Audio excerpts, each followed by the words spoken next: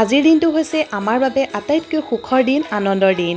এই দিনটোতে আমাৰ এটি সপোনে বাস্তৱৰ ৰূপ পাইছিল। আজিৰ দিনটোতে আমি এগৰাকী কন্যা সন্তানৰ পিতৃ মাতৃৰূপে নিজৰ নতুন পৰিচয় লাভ কৰিছিলোঁ। আজি হ'ল আমাৰ কণমানি জিকমিকৰ উপজা দিন। তাই প্ৰথম বছৰ উপজা দিনটো বিশেষ এটা কাৰণত পালন কৰিব পৰা নাছিলোঁ। কি কাৰণে পালন কৰিব পৰা নাছিলোঁ আৰু আজিৰ এই উপজা দিনটো আমি কিদৰে পালন কৰোঁ, কি কৰোঁ, আটাইখিনি কথা ভিডিঅ'টোৰ জৰিয়তে দেখুৱাবলৈ চেষ্টা কৰিম। কুকুমণি নুঠা নেকি আজি? Happy birthday to you. কি আছে চোৱা আকৌ। Yes, chocolate. এতিয়া মহে খাম হয়নে? খালি মুখত ধুই ল'ব লাগিব এতিয়া। আজি আমাৰ জিকমিকৰ বাৰ্থডে। জিকমিকে এতিয়া কিবা এটা ক'ব খুজিছে, কৈ দিয়া জিকমিক।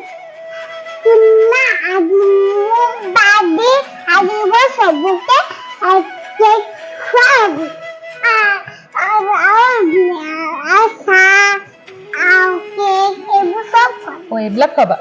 তহঁতি বাৰ্থডেলৈ মাতিছা নেকি চবকে? ঠিক আছে বাৰু, বাৰ্থডেলৈ চব আহিব দেই। বাই বাই দি দিয়া। আৰু তাই উপজা দিন বুলি তাই ভাল পোৱা পায়স অকণমান বনাবলৈ লৈছোঁ। এই পায়সত কিন্তু মই অলপো চেনি ব্যৱহাৰ কৰা নাই, গতিকে কেনেদৰে বনাইছোঁ চাওঁ ব'লকচোন। পায়সৰ ৰেচিপিটো প্ৰস্তুত কৰিবৰ বাবে মই এয়া 1 লিটাৰ গাখীৰ লৈ লৈছোঁ আৰু তাত মই জহা চাউল লৈছোঁ সৰু কাপেৰে 2 কাপ। মই এই জহা চাউলখিনি আগদিনাখনেই তিয়াই থৈছিলোঁ। আপোনালোকে 3 ঘণ্টা 4 ঘণ্টামানৰ আগত তিয়াই থ'লেও হ'ব। এয়া গাখীৰখিনি গৰম হোৱাৰ পিছত মই চাউলখিনি দি দিছোঁ আৰু এতিয়া মই ইয়াত দি দিছোঁ এয়া ইলাচি আৰু দিছোঁ তেজপাত 4 খিলামান। এইখিনি দি অলপ লৰাই দিছোঁ। ইলাচি আৰু তেজপাতখিনি আগতীয়াকৈ দিলে গোন্ধটো ধুনীয়াকৈ ওলায়, সেইকাৰণে মই সদায় আগতীয়াকৈ দি দিওঁ। পায়স বনাই থাকোঁতেই জিকমিকৰ চিঞৰ শুনি দৌৰি আহিছে দেখিলোঁ। ককায়েকে তাইক প্ৰথম বাৰ্থডেত দিয়া উপহাৰটো দেখুৱাই আছে। সি এযোৰ কাগজৰ চেণ্ডেল বনাই দিছিল। এতিয়া ছুটি হৈছেগৈ আৰু সেইযোৰকে তাইক পিন্ধিবলৈ লাগে, সেইটো লৈ চিঞৰ বাখৰ কৰি আছে। আৰু পুনৰ লৰালৰিকৈ মই পায়সৰ ওচৰলৈ আহিছোঁ। এতিয়া এখন কেৰাহীত 2 চামুচ গৰু ঘিউ গৰম কৰি লৈছোঁ। ড্ৰাই ফ্ৰুটছখিনি ভাজিবৰ বাবে মই লৈছোঁ কাজু, কিচমিচ আৰু চেনি সলনি লোৱা বস্তুটো হৈছে গুড়। মই এয়া বাতিত এবাতি গুড় লৈ লৈছোঁ। ড্ৰাই ফ্ৰুটছখিনি অলপ ৰঙচুৱা হ'লেকৈ ভাজিম, বেছি ভাজিব নালাগে। আৰু এইফালে এয়া চাউলখিনি সিজিছে, পায়স ৰেডি হৈছে। এতিয়া ইয়াতে মই সেই গুড় বাতিটো দি দিম। তাৰপিছত এই গুড়খিনি অলপ গলালৈকে আমি অপেক্ষা কৰিব লাগিব।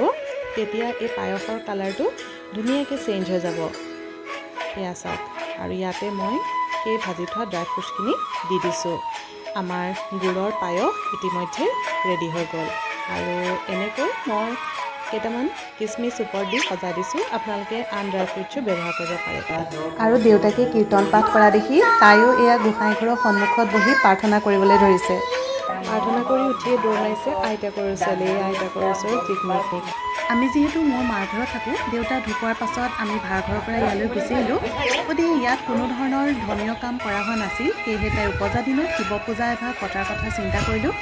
আৰু এয়া দেও আহি পাইছেহি আৰু আমাৰ 2টা ল'ৰা ছোৱালীয়ে এনেদৰে দেওক এয়া আদৰিছে। আৰু ইতিমধ্যে পূজা আৰম্ভ হৈছে। আমি এয়া চাকি জ্বলাবলৈ আৰম্ভ কৰিছোঁ। আজি তাইৰ উপজা দিনত ভগৱানৰ ওচৰত এটাই প্ৰাৰ্থনা কৰিছোঁ, তাই যাতে সুস্বাস্থ্যৰ অধিকাৰী হৈ নিজৰ লক্ষ্যত উপনীত হ'ব পাৰে আৰু মানুহৰ বাবে যাতে কিবা এটা কৰাৰ শক্তি ভগৱানে তাইক দিয়ে।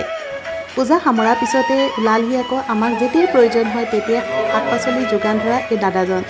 এনেকৈ বিশেষ দিনত কোনোবা আহি ওলালহি সঁচাই মনটো ভাল লাগে। ভগৱানে পঠিওৱা কোনোবা বিশেষ ব্যক্তি যেন অনুভৱ। ইতিমধ্যে জিকমিকৰ বাৰ্থডে কেক আহি পালেহি। জিকমিকে যিহেতু পিংক কালাৰটো খুব ভাল পায়, সেইকাৰণে তাই বাৰ্থডে কেকটো পিংক কালাৰ বনাবলৈ দিছিলোঁ। এয়া এনেকৈ কেকটো বনোৱা হৈছে। আৰু আজি তাই পিন্ধি থকা ড্ৰেছটো হৈছে পিংক কালাৰ আৰু হেয়াৰ বেণ্ড পিংক কালাৰ, আৰু আমাকো পিংক কালাৰ ড্ৰেছ তাই পিন্ধিবলৈ কৈছে। পিংক কালাৰ মুঠতে তাইৰ ফেভৰেট কালাৰ।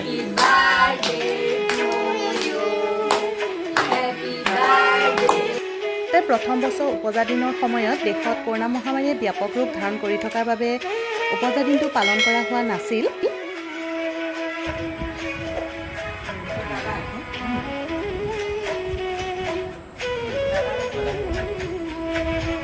গতিকে মই তাইক এই ফ্ৰকটো চিলাই দিলোঁ। ককায়েকে বনাই দিছিল এইযোৰ চেণ্ডেল আৰু দেউতাকে তাইলৈ বুলি এটা কবিতা লিখিছিল।